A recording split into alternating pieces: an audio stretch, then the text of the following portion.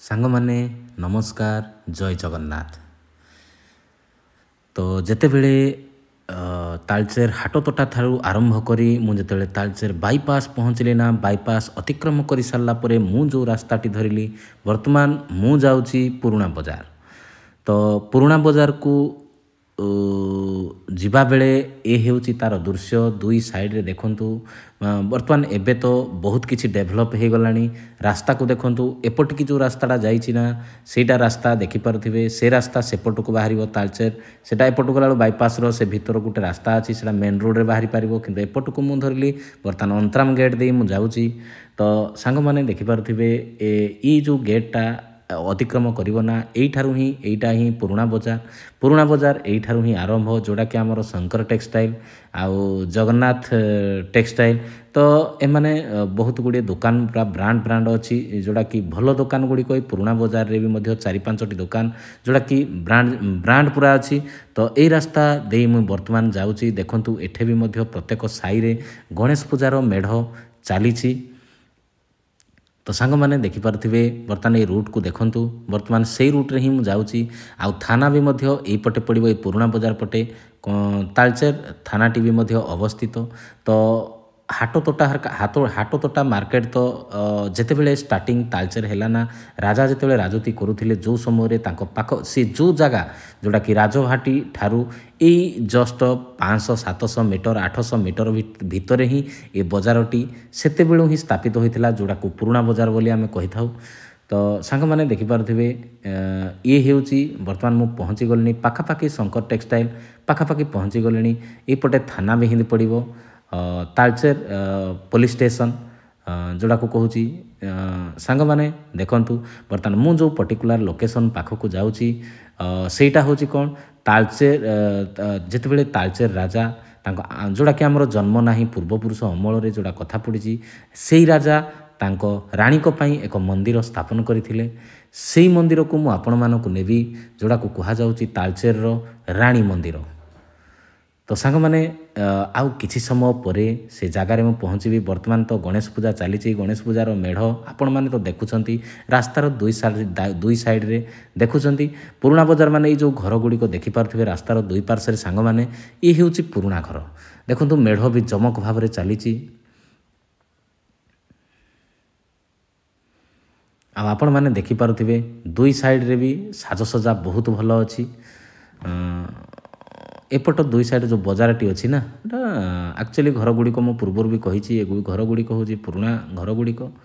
ହେଲେ ବି ଯେହେତୁ ବଜାରଟି ଅଛି, ଏବେ ବି ସୁଦ୍ଧା ସେ ବଜାର କ'ଣ ନା, ଏବେ ବି ସେ ବଜାରରେ ବହୁତ ଭିଡ଼ ରୁହନ୍ତି। ସନ୍ଧ୍ୟା ଟାଇମ୍ରେ ହେଉ ବା ଦିନରେ ହେଉ, ଯେଉଁ ଟାଇମ୍ରେ ବି ହେଉ, ଏଠି ଭିଡ଼ ବି ମଧ୍ୟ ହୋଇଥାଏ। ତ ଆଉ କିଛି ସମୟ ପରେ ସାଙ୍ଗମାନେ ମୁଁ ସେ ପର୍ଟିକୁଲାର ଜାଗାରେ ପହଞ୍ଚିବି, ଯେଉଁଟାକି ଆପଣମାନଙ୍କୁ ମୁଁ କହୁଛି ତାଳଚେର ରାଣୀ ମନ୍ଦିର। ତାଳଚେରରେ ଅବସ୍ଥିତ ଥିବା ରାଜାଙ୍କ ଦ୍ୱାରା ନିର୍ମିତ ହୋଇଥିବା ସେଇ ରାଣୀ ମନ୍ଦିର। ସେଇ ରାଣୀ ମନ୍ଦିରର ଭିତର ପାର୍ଶ୍ୱକୁ ଗଲେ ତା'ର ପ୍ରତ୍ୟେକଟି ଲୋକେସନ୍, ପ୍ରତ୍ୟେକଟି ଭ୍ୟୁ ଅଫ୍ ପଏଣ୍ଟ ଆପଣମାନଙ୍କୁ ଏ ଭିଡ଼ିଓ ମାଧ୍ୟମରେ ନିହାତି ଭାବରେ ଦେଖେଇବି। ତ ସାଙ୍ଗମାନେ ବର୍ତ୍ତମାନ ତ ମୁଁ ପାଖାପାଖି ପହଞ୍ଚି ଗଲିଣି, ପୁରା ପାଖାପାଖି ହୋଇଗଲିଣି। ତ ବର୍ଷା ବି ମୁଁ ଯେତେବେଳେ ରାସ୍ତାରେ ଯାଉଥିଲି ନା, ଏତେ ଜୋରରେ ସାଂଘାତିକ ଭାବରେ ବର୍ଷା ହେଉଥିଲା ନା, ମୋ ଡ୍ରେସ୍ ପତ୍ର ବି ମଧ୍ୟ ଓଦା ହୋଇଯାଇଥିଲା। ବହୁତ ମୋତେ ବର୍ଷା ତ ପ୍ରବଳ ଥିଲା। ତ ସାଙ୍ଗମାନେ ଦେଖନ୍ତୁ, ପର୍ଟିକୁଲାର ଲୋକେସନ୍ ପାଖରେ ହିଁ ମୁଁ ପହଞ୍ଚି ଯାଇଛି। ଏ ହେଉଛି ତାଳଚେର ରାଣୀ ମନ୍ଦିରକୁ ଯିବା ପାଇଁ, ଏ ହେଉଛି ତା'ର ଏଣ୍ଟ୍ରି ଗେଟ୍। ତ ଦେଖିପାରୁଥିବେ, ୟାର ଭିତର ପାର୍ଶ୍ୱକୁ ଗଲେ ମୁଁ ନିହାତି ଭାବରେ ଆପଣମାନଙ୍କୁ ଭିଡ଼ିଓ ମାଧ୍ୟମରେ ଦେଖେଇବି। ତ ସାଙ୍ଗମାନେ ଦେଖିପାରୁଥିବେ, ମୁଁ ଗୋଟେ ଛୋଟ ଘର ପାଖରେ ଭିଡ଼ିଓ କରୁଛି, ଠିଆ ହେଉଛି। ଯେହେତୁ ଦେଖନ୍ତୁ, ମୋର ବ୍ୟାକ୍ ପାର୍ଶ୍ୱରେ ଦେଖନ୍ତୁ କେତେ ଜୋରରେ ବର୍ଷା ହେଇଛି, ଏତେ ପ୍ରବଳ ମାତ୍ରାରେ ବର୍ଷା, ତଥାପି ବି ବାହାରକୁ ଯାଇ ହେଉନାହିଁ। ସେଥିପାଇଁ ବାଧ୍ୟ ହୋଇ ସେ ରାଣୀ ମନ୍ଦିରକୁ ମୁଁ କହିଲି ବର୍ଷା ଛାଡ଼ି ସାରିଲା ପରେ ମୁଁ ସେ ରାଣୀ ମନ୍ଦିରକୁ ଦେଖେଇବି। ଦେଖନ୍ତୁ ସେ ରାଣୀ ମନ୍ଦିରର ଦୃଶ୍ୟ। ତ ଆପଣମାନଙ୍କୁ ଗଲା ପରେ ତା'ର ଚିତ୍ରକଳା, ମାନେ ତା'ର ଯେତେବେଳେ ବହୁତ ଦିନର, ଯେହେତୁ ରାଣୀ ମନ୍ଦିର କାରୁକାର୍ଯ୍ୟ ଏବେ ବି ସୁଦ୍ଧା ହେଇନି, ପୂର୍ବରୁ ଯେତିକି ଥିଲା ସେତିକି, କିନ୍ତୁ ଭିତରେ କିଛି କାମ ହେଇଯାଇଛି। ଯେହେତୁ ସେଗୁଡ଼ିକ ଭଗ୍ନ ଅବସ୍ଥାରେ ଥିଲା ନା, ବହୁତ ବର୍ଷର ମନ୍ଦିର, ସେଥିପାଇଁ ଏଗୁଡ଼ିକ ଭଗ୍ନ ଅବସ୍ଥାରେ ଥିଲା। ସେଇଥିଲାଗି ଆପଣମାନଙ୍କୁ ତା ଭିତରେ ମୁଁ ନିହାତି ଭାବରେ ଦେଖେଇବି। ବର୍ଷା ବି ପ୍ରବଳ। ମୁଁ ଯାଇଥିଲି ଆକ୍ଚୁଆଲି ସେଇ ତାଳଚେର ଯାଇଥିଲି ଯେତେବେଳେ ଗଣେଶ ପୂଜା ଟାଇମ୍ରେ ମୁଁ ବୁଲିବାକୁ ଗୋଟେ ଦିନ ଯାଇଥିଲି। ମୋର ଇଚ୍ଛା ହେଲା ଯେ ମୁଁ ତାଳଚେର ରାଣୀ ମନ୍ଦିରକୁ ବୁଲିବି। ତ ତାର ପ୍ରତ୍ୟେକଟି ତାର ଚତୁଃପାର୍ଶ୍ୱ ମୁଁ ଆପଣମାନଙ୍କୁ ଭିଡ଼ିଓ ମାଧ୍ୟମରେ ନିହାତି ଦେଖେଇବି। ଟିକେ ଖାଲି ବର୍ଷା ଛାଡ଼ିଯାଉ। ଦେଖନ୍ତୁ ମୁଁ ଯେଉଁ ଜାଗାରେ ଠିଆ ହେଇଛି ଗୋଟେ ଘର ପାଖରେ ହିଁ ଠିଆ ହୋଇଛି, ସେଇଠି ଭିଡ଼ିଓଟା ବନାଉଛି। ଆପଣମାନେ ଦେଖନ୍ତୁ। ଆଉ ଗୋଟେ ଜିନିଷ କ'ଣ ହେଉଛି ନା ଯେତେବେଳେ ସେ ପାଖକୁ ଏବେ ବର୍ଷା ବି ଟିକେ ଟିକେ ଛାଡ଼ି ଆସିଲାଣି, ତଥାପି ଦେଖନ୍ତୁ ମୋ ବ୍ୟାକ୍ ପାର୍ଶ୍ୱ ଦେଖନ୍ତୁ ଟିକେ ଟିକେ ହେଉଛି, ହେଲେ ବି ମୁଁ ଭିଡ଼ିଓ ନିହାତି ଭାବରେ କରିବି। ଆଉ ସାଙ୍ଗମାନଙ୍କର ଖ୍ୱାଇଶକୁ ନିହାତି ଭାବରେ ମୁଁ ପୂରଣ କରିବି। ଆଉ ମୁଁ ଯେଉଁ ଜାଗାକୁ ଯାଉଛି ସାଙ୍ଗମାନେ ନିହାତି ଭାବରେ ଆପଣମାନେ ଟିକେ ଲାଇକ୍ କରିବେ, ଦେଖିବେ, ମୋତେ ଫଲୋ କରିବେ। ତ ସାଙ୍ଗମାନେ ଏ ହେଉଛି ରାଣୀ ମନ୍ଦିରର ଚତୁଃପାର୍ଶ୍ୱର ଦୃଶ୍ୟ।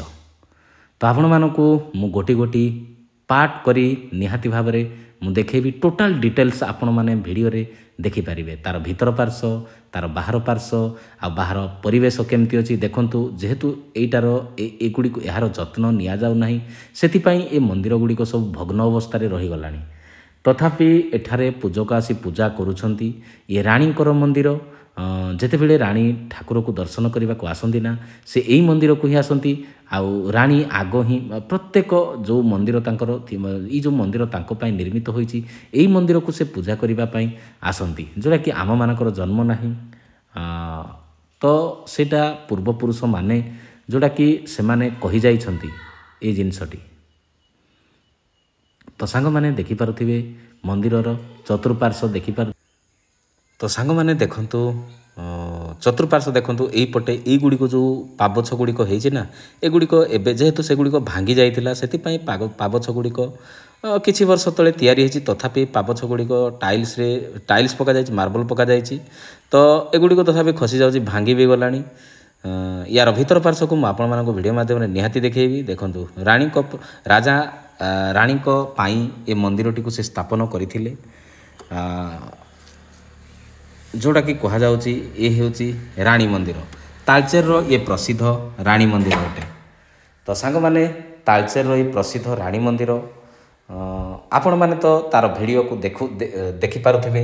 ୟାର ଭ୍ୟୁ ଅଫ୍ ଲୋକେସନ୍କୁ ଆପଣମାନେ ଦେଖିପାରୁଥିବେ। ଆଉ ଏଇପଟ ପାର୍ଶ୍ୱରେ ଯେତେବେଳେ ମନ୍ଦିର ପୂଜା କରିସାରିବ ନା, ଏପଟେ ଗୋଟିଏ ଦେଖନ୍ତୁ ମନ୍ଦିର ଅଛି। ଆଉ ଯଦି ଭକ୍ତି ମନରେ ରାଣୀ ସେଠି ମନ୍ଦିର ପୂଜା କରିସାରିଲା ପରେ ଏଇ ପାଖରେ ବା ଏଇ ଜାଗାରେ ଆସି ବସିଥାନ୍ତି, ପୁରା ଧ୍ୟାନ ସହକାରେ ଏଇ ଜାଗାରେ ବସିଥାନ୍ତି। ୟାର ଭିଡ଼ିଓକୁ ଆପଣମାନେ ଦେଖନ୍ତୁ। ଆଉ ଏଠି ବି ମଧ୍ୟ ବସିବାର ସ୍ଥାନ ଅଛି। ଦେଖନ୍ତୁ ଗୋଟେ ଗେଟ୍ ହେଇଛି, ଗେଟ୍ ଉପରେ ଯେଉଁଟାକି ଏବେ ଏଗୁଡ଼ାକ ଟାଇଲ୍ ସବୁ ହେଇଛି, ଏଇଟା ଭଗ୍ନ ଅବସ୍ଥାରେ ହେଇଯାଇଥିଲା। ତଥାପି ଏବେ ଭାଙ୍ଗିଗଲାଣି ବି, ଏହାର ମରାମତି କାର୍ଯ୍ୟ ହେଇପାରୁନାହିଁ। କିନ୍ତୁ ଯେହେତୁ ଏ ମନ୍ଦିରଟି ଦେଖନ୍ତୁ କେତେ ଷ୍ଟ୍ରଙ୍ଗ, ସେତେବେଳିକା ସେ ପଥର, ଚୂନ ପଥର ବା ସିମେଣ୍ଟରେ, କେଉଁ ସିମେଣ୍ଟ ତ ନାହିଁ, ସେ ଚୂନ ପଥରରେ ଏ ମନ୍ଦିରଟି ତିଆରି ହୋ। ତ ସାଙ୍ଗମାନେ ଦେଖିପାରୁଥିବେ ୟାର ଭିତର ପାର୍ଶ୍ୱକୁ ଦେଖନ୍ତୁ।